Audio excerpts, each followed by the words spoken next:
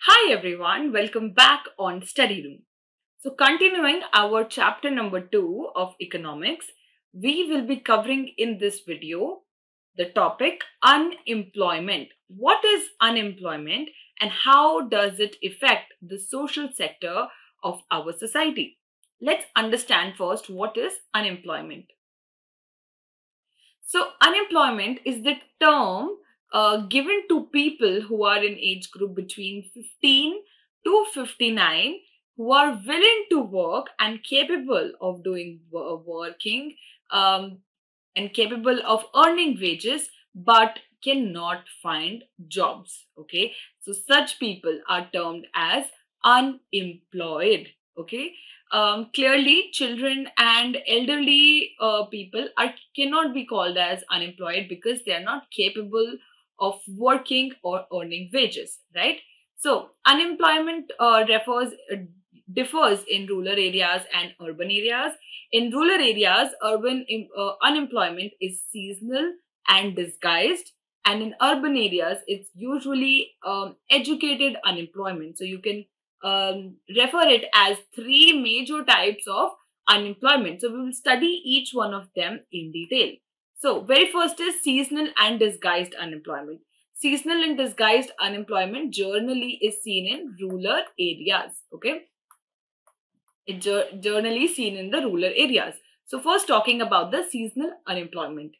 Unemployment is when people are not able to find the jobs during of some month of the year during the duration of the time. Okay, for example, after sowing, harvesting, and weeding. Okay, so after sowing, there is a lot of time that a farmer has and he has nothing much to do on the crop. Okay, similarly after harvesting, weeding, so agriculture works after these particular levels slows down. Okay, so there is not much that a farmer needs to do in his farm. Okay, that's it. So at that point when the farmer is not doing anything, we call it as seasonal unemployment. Okay, second is disguised unemployment. Now, disguised unemployment is when more people are employed for work than they required.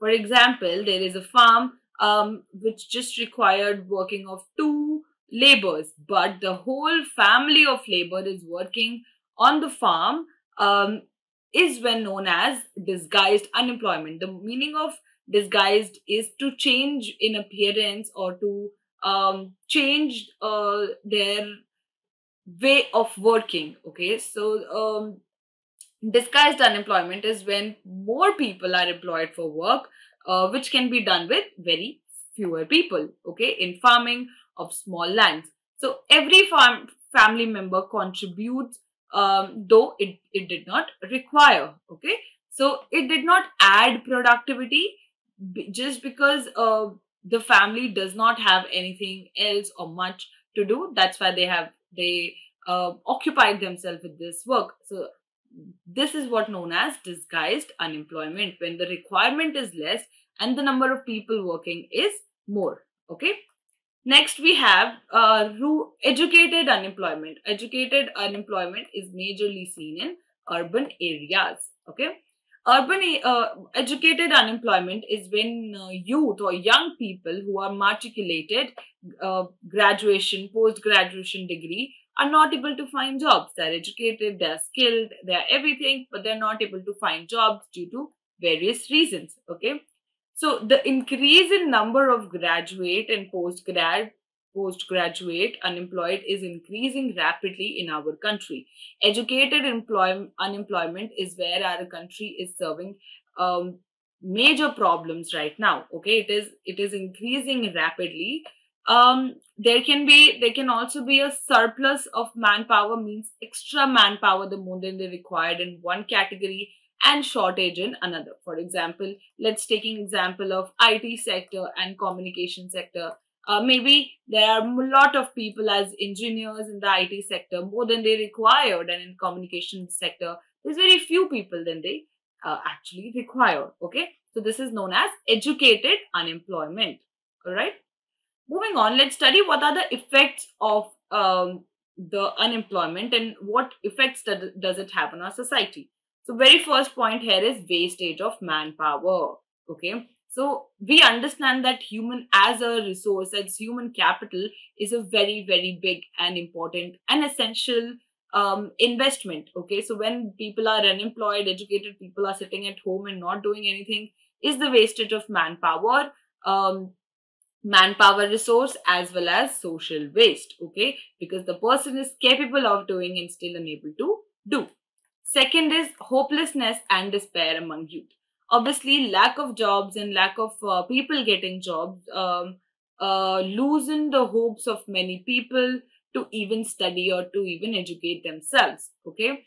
It leads to hopelessness and despair among youth. Third, now people who are unemployed, their dependency um, their dependency goes upon people who are working. Okay, so here working population become more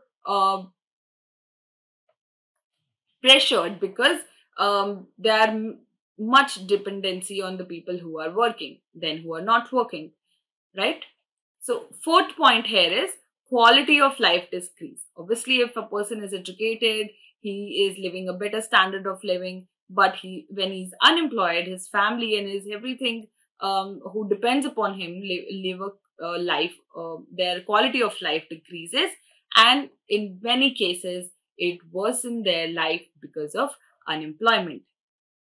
Fifth point is very important point, decline in health status. We have seen many people committing suicides or going into depression due to unemployment. So definitely unemployment is directly linked with the health status and the rising school dropout ratio. Okay, people also drop out from the school because because they fear of unemployment, or they see a number of jobs are less as compared to number of people who are studying. Okay, so these were the major effects of unemployment. Now, coming to unemployment in our country, unemployment in India.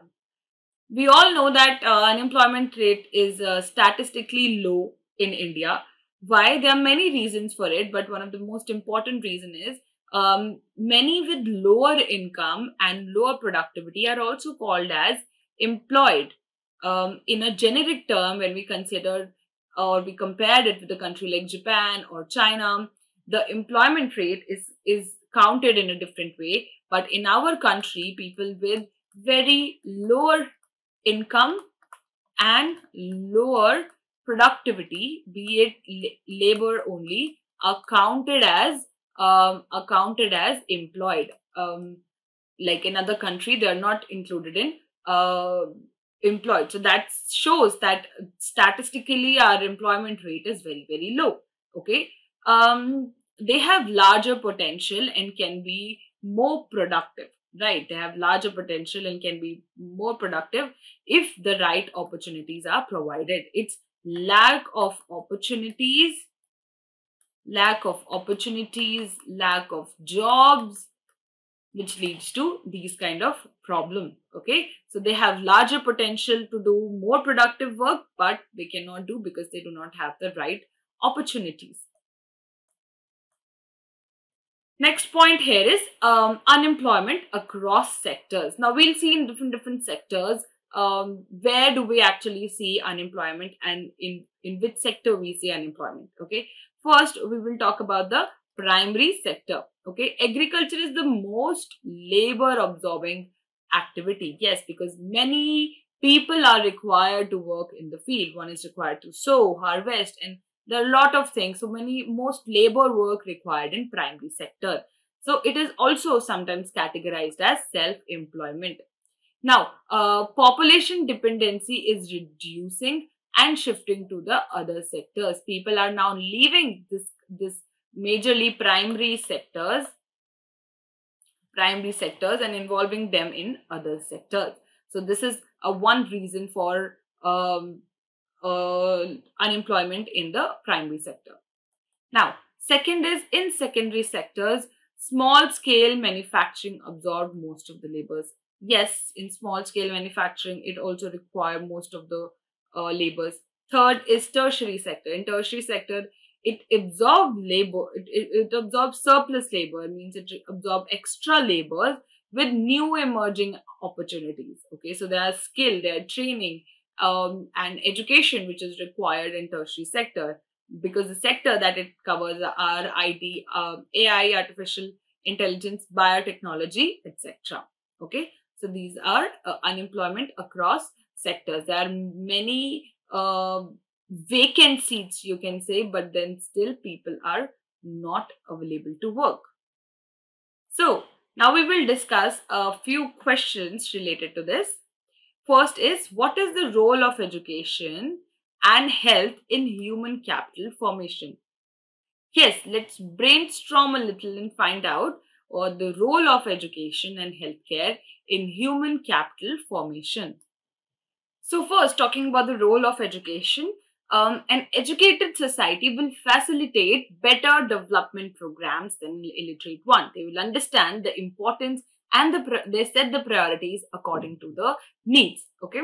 Second, the role of education and healthcare in human formation, it improves productivity. If a society is healthy and educated, it will improve the productivity, prosperity, and enrich the life experience. Better living standard is what people will experience, and ultimately it will lead to an upgradation in the society. Okay, so these are the major factors which comes as the role of education and health in human capital formation. Second question here is, why are women employed in low paid work? What do you think is the reason that women are being employed in paid work? Now, there are many factors for which women employed are being low paid at work. It's because one major reason is they are less educated than men. We have seen the ratio is 16% less than men in terms of education and literacy rate. Okay. Second point here is they work as primary unskilled labor. They are considered as unskilled labor because of lack of educational and training opportunities that they get.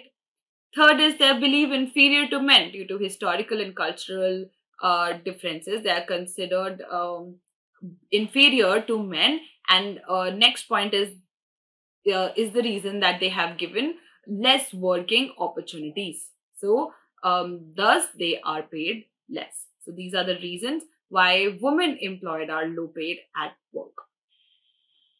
Yes, question number 3 is, can you suggest some measures in the education system to migrate the problem of educated unemployment?